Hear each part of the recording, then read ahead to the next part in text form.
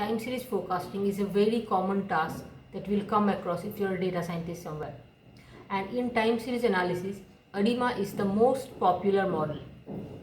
Today we will talk about ARIMA and all the practical knowledge that is required to build a ARIMA model. And we will not talk about any bookish theories that has no practical implementations. We would apply ARIMA to predict sales of a company based on its previous monthly sale values. So we have the sales values of a company for last 6-7 years that is recorded on a daily basis, and based on that we will predict the sales of its next 6-7 months. We would use Python to build the model and we would understand the theory while coding. Before we start with the modeling, I would suggest you to download the notes. The link is given below in the description box. And during this video or any other video related to time series analysis, if you find some information that's new or interesting for you, you can add that part into this note, or you can also take screenshots if you find visual descriptions that are useful, so that you don't have to search internet every time you're stuck somewhere and you have your own notes handy. We'll start building our first ARIMA model, and as we move slowly with each step, I'll explain the theory that goes behind it. So we'll start. So let's have an overview of what we are going to cover today in this lecture. So first the step 1 is how we read the data, and step 2 is resampling. In step 3 we'll do a stationary check and we'll know how we do that and why it is necessary for time series analysis. Step 4 we'll do a train test split of the data, and from step 5 we're actually moving into building the ARIMA model, where we first have to decide what are the hyperparameters for the model. Then we will build our ARIMA model. We would predict the test data, we would predict the future sales, and in step 8 we would do a model evaluation of how good our model is. We'll plot that. And in step 9 we would predict the future sales value, the unseen future.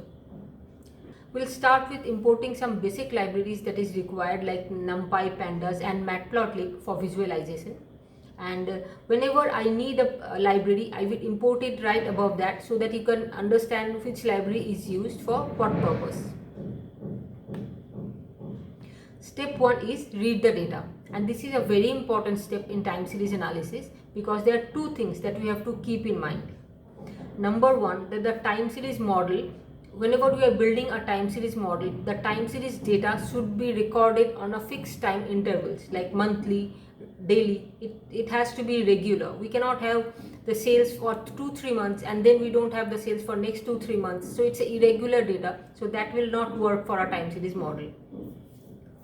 Okay, so when we read the data, there are two things that's important, that we have to parse the column that has the dates in it. So if we parse the column, that means that the Python will read the dates as date format, that is as date time object. But if we don't parse it, it will read it as plain text. And for time series analysis, it is mandatory to have the dates in dates format only. So we would parse the data, and within parse date we will pass the name of the column that has the dates in it. And step number 2 is we would make that column that has date as the index of the data frame. So we have set the date column as index.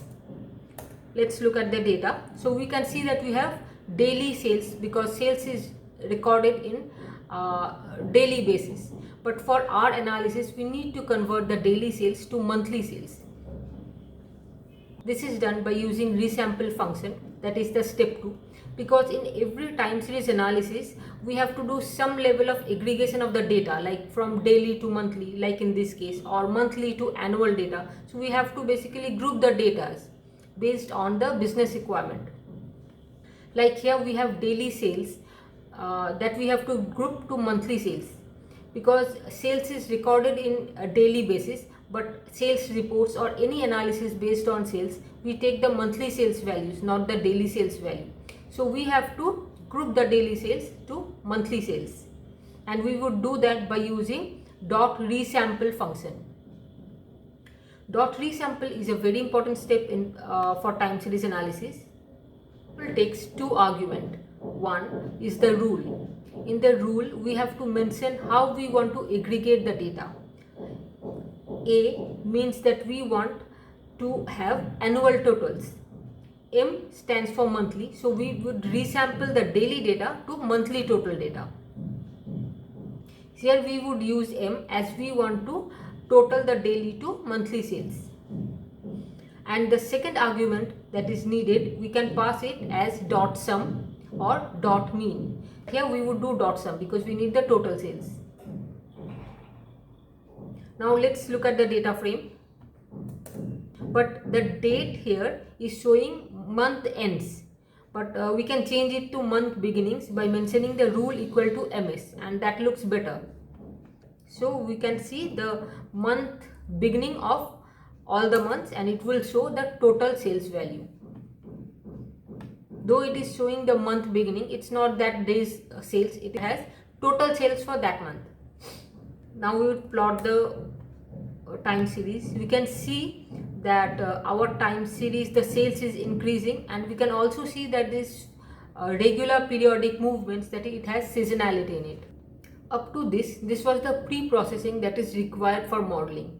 From now onwards, we are moving into modeling of a time series. So step 4 is check for stationarity. Now what is stationarity? Statistically speaking, a series that has a constant mean, variance and autocorrelation over time, that means the series is stationary. Logically speaking, if a series has no trend or no seasonality, that means the series is stationary. But this series, it has trend as well as seasonality, so this series is not stationary. This is a non-stationary series. Now if you want to know everything about stationarity, please check my video on what is stationarity. It will give you everything that you need to know about stationarity in details. Now we have to pay attention to this. The primary assumptions of ARIMA or seasonal ARIMA forecasting is that we have to make the series stationary, then only we can do the forecasting. So for forecasting, we have to make a series stationary by removing trend and seasonality. Now one might think that trend and seasonality are the factors that we actually want to predict in the future. So if we are removing it, then what are we left with? Just the random part. So by removing, it doesn't mean that we are removing the trend and throwing it away, or removing the seasonality and throwing it away. Rather, it means that we are taking the original series and we are separating the trend component. By removing, it says we are separating the trend component and we are separating the seasonal component till we are left with the random errors. So we have predictive capabilities separated, and when we separate these, so we can use these trend components and the seasonal components that is separated, we can use these components to predict the future. So before going forward, let's see that how we can visually separate the trend and seasonality. We can do that by using by importing statmodels.api as SM, and decomposition is equals to sm.tsa.seasonal decompose. We would pass our time series and give model equal to additive. And if we plot this decomposition, then we can see that it has decomposed the observed series into trend and seasonality and the residual part. After doing a visual check, we had said that because our time series has trend and seasonality, it is non-stationary. But there is a statistical test that we can do, that is called AD Fuller test, that says that if a series is stationary or not. For that we have to import AD Fuller from statmodels.stattools. If we pass our time series in AD Fuller and if we print the result of ADF test, we get a p-value, and a p-value that is greater than 0.05 refers to the fact that the series is not stationary. So here we can see it's much greater than 0.05. That means statistically also we can say that time series TS is not stationary. Now what to do with that and why should we do that, I'll come to that after we do a train test split of the data. In train test split, we divide the full time series into a train component and a test component. We would build our model on the train data, that is January 14 to December 20. Using that model, we would predict the sales of the test portion of data, that is April to December 2020.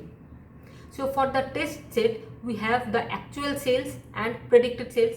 Now we can calculate that how far our model's prediction is from the actual data, and based on that we can perform a model evaluation and we can say how good our model is. Now the red part is January 2021 to October 2021, that is the unseen future. That is our primary goal to predict, and after we have reached our final model, we would build a model based on the entire data set, and then we would use that model to predict the unseen future. So for that I would do a train test split by using simple Python subsetting. We write TS and within square bracket say colon 64. That means it takes 0th month, that is January 14, to 63rd month, that is April 2019 in the train data set. Similarly, we would subset out 64th month to the last month, that is December 2020, as our test data. Now we would build ARIMA model on the train data. Now let's look at the time series once again. We have seen that it has trend and seasonality. If a time series has seasonality, then we should apply seasonal ARIMA. As in only ARIMA, we cannot capture the seasonalities. But here I am still implementing ARIMA on this model, so that when I apply seasonal ARIMA to it, you can be able to see the difference clearly. But I am also giving you one more data set for practice of ARIMA model. The link is given below in the description box, and for that time series you will implement ARIMA because it has no seasonality, it has only trend. So this is for a practice data set that I am giving you. Now ARIMA has three components. AR, that stands for auto regression, and it means that regression with its past value within the same series.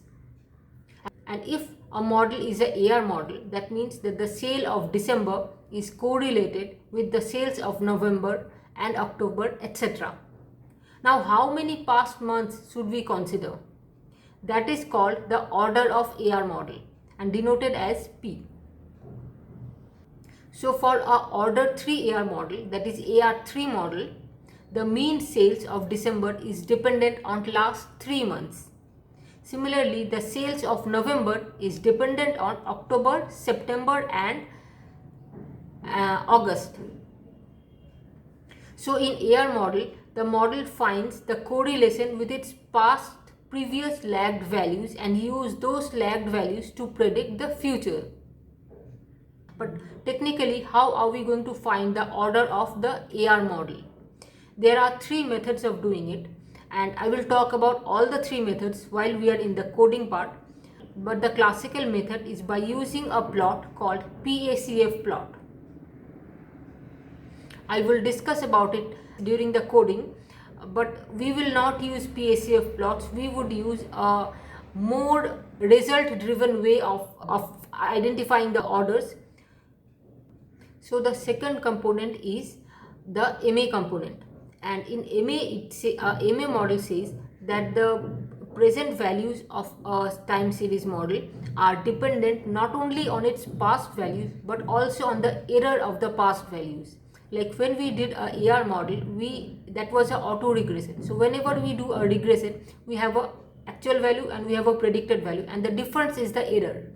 So the error that is coming out of auto regression model, MA says that the current value is also dependent on the error terms. So we can say that current value of YT is dependent on the error terms of previous lagged values. But how many previous lagged values error can be used to predict the YT? That is the order of MA, and that is denoted by Q. we can find Q by using a plot called ACF plot, and that this is the classical way. But as I told you, in case of AR also, there are other 3 methods of finding it, and I will show you the best method as per me that gives better results than ACF plots. The third component is I. I stands for integrated. Now integrated, this term comes from differentiation. We know that we have a concept called differentiation and integration. And differentiation, if we difference something, it means that we subtract the sales of December by sales of November. We are just subtracting the values of one time with the previous time. So we are differencing the values, and by doing a difference of previous values, we can eliminate the effects of trend and also seasonality. So we difference the value to remove the trend, and as we know that to achieve stationarity we have to remove trend. So this is what is called differentiation. But when we are differencing the data, the original series is getting changed to a different series. Integration stands that when we difference the data, we integrate it back to go back to the original series. So basically I integrated means difference in the other way around. So basically integrate equals to, if I say I integrate by 1, that is I subtract one value with just its previous value, that means we actually have differentiated it, and to get back to the original series I am integrating it to 1.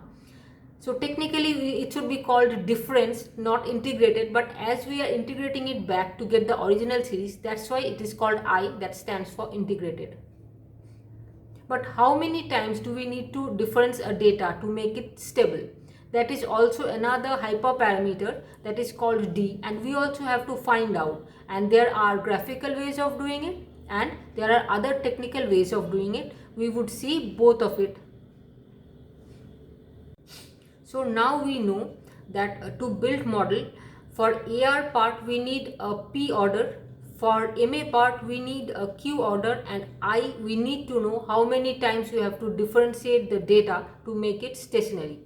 So there are 3 hyperparameters that goes for ARIMA model, that is P, D and Q. Now you can see here that I have written P equals to 5, D is 0 and Q equals to 4. Now how did I get these 3? I will talk about it in details after building the model in a separate segment, but for now let's assume that I have got these values by some magical power. I know this. Okay, so now by magical power we know that P equals to 5, Q equals to 4 and D equals to 0. That gives our ARIMA model. Now we would build our ARIMA model on these hyperparameters. And for building ARIMA model, we have to import ARIMA from statmodel.tsa ARIMA model. We would write model equals to ARIMA. We pass the train data set, and within order we give the orders of P, D and Q, and we fit the model. You can see that there are some warnings that are coming, and we can remove these warnings by using import warnings, filter warnings, ignore. If I run this, I should have pasted it above. And then if we run it, the warnings won't be displayed. Now we have our model. We have to predict the values for test dataset so that we can do a model evaluation. And for that we use model.predict function, and we have to give a start and end parameters that would say that from which period to which period what is the length of the predicted dataset. So length of train is 64, that means it would start predicting from 64th month to the length of DF. We are subtracting it by 1, otherwise it would exceed the length of the test dataset. We are just here trying to build a dataset that is of same dimension as the test dataset. We have our predict.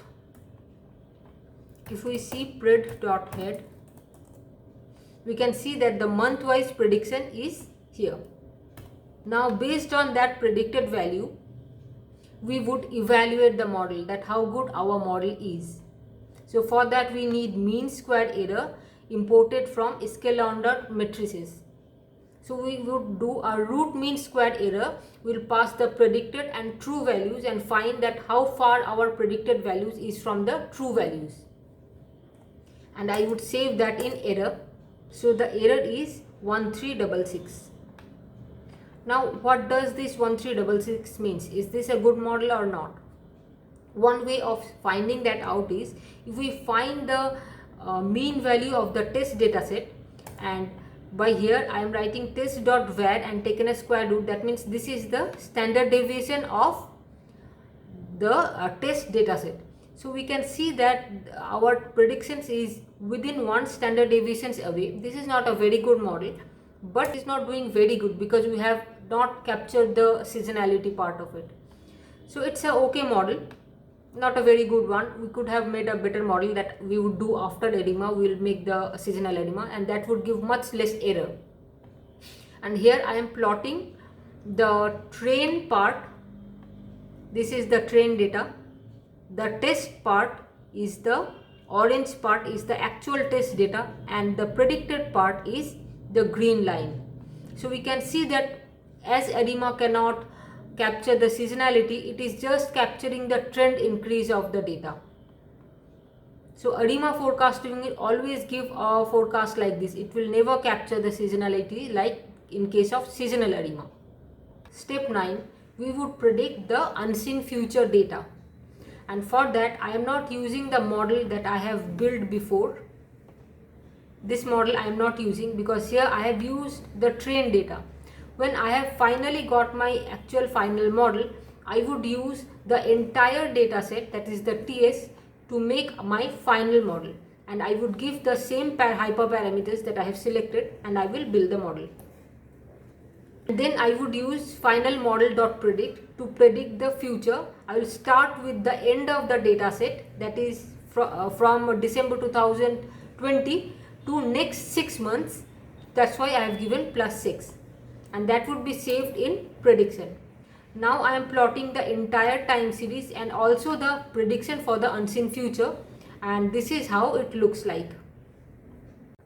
Now that we know how to build a model, how to get the prediction, and how to evaluate the model, one thing that we have left was how do we get the hyperparameters P, D and Q. Now there are 3 methods of getting it. One, by using ACF and PACF plot. That is the classical and most talked about method.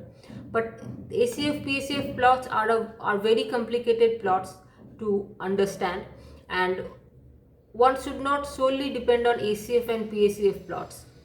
In this lecture I have shown you how we can get the ACF and PACF plot, but I am not telling you what are the different combinations and how we can come to a conclusion, because it requires a lot of study, and I have a separate video on ACF PACF plots. So kindly go and check the video if you want more and complete information of these 2 plots. The method that I am showing here is a custom for loop, and before that I'll tell you what is AutoArima function.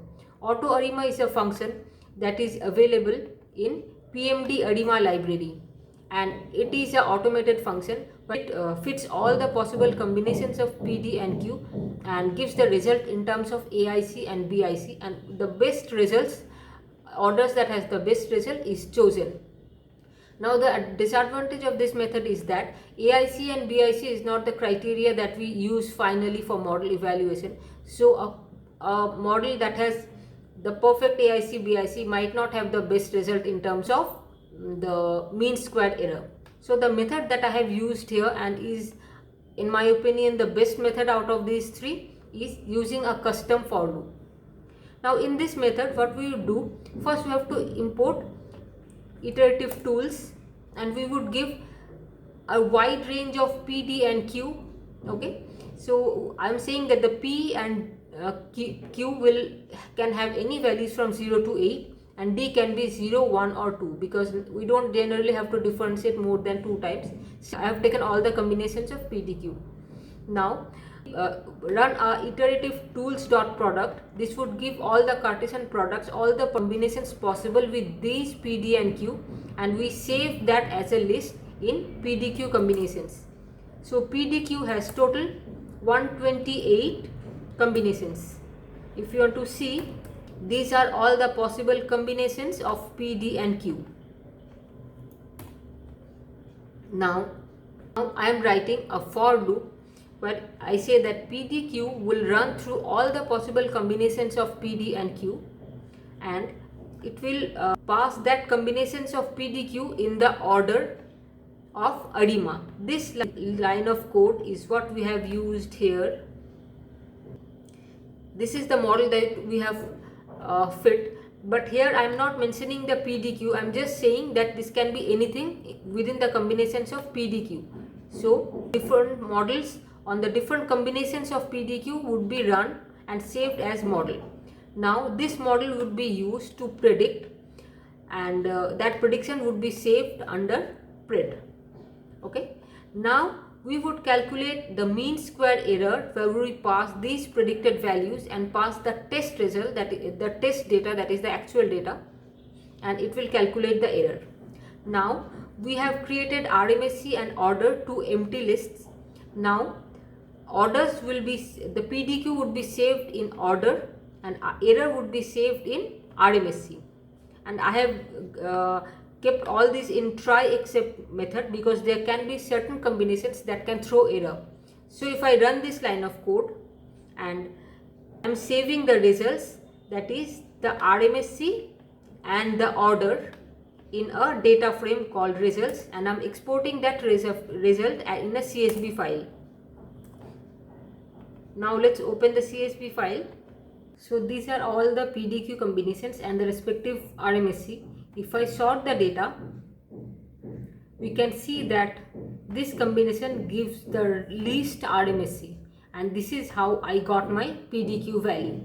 And this method has one more advantage, that is in case of seasonal ARIMA, when we would have more hyperparameters like capital P, D, Q, then those cases also we can use this as a tool where we can directly compare the different combinations of PDQ with the root mean square error that they are giving.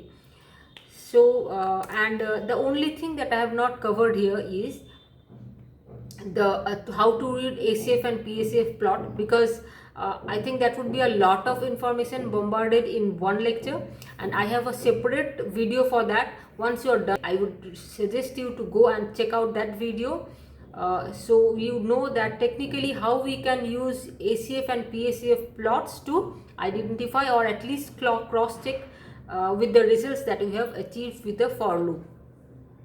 The next step that I would do is, on the same data I would implement a seasonal ARIMA to see how seasonal ARIMA captures the seasonality that ARIMA failed to do.